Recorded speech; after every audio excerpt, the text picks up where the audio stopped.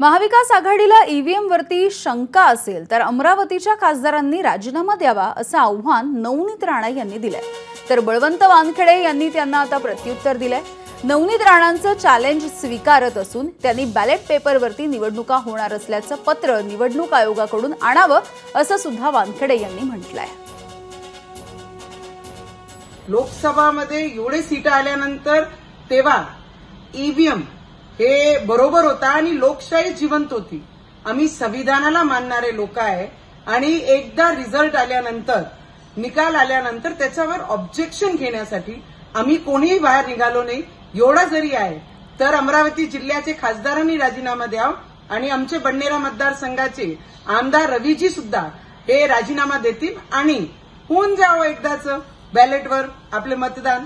हे चॅलेंज हे त्यांचं जे आव्हान आहे ते मी स्वीकारलेलं आहे। त्यांना नम्र विनंती एकच की त्यांनी जे मला आव्हान केलं त्याबाबत निवडणूक आयोगाकडून तसं मला लेखी पत्र द्यावं की येणारी लोकसभेची निवडणूक जी आहे पोटनिवडणूक ही बॅलेट पेपरवर घेण्यात येईल हे फक्त त्यांनी लेखी आणून द्यावं।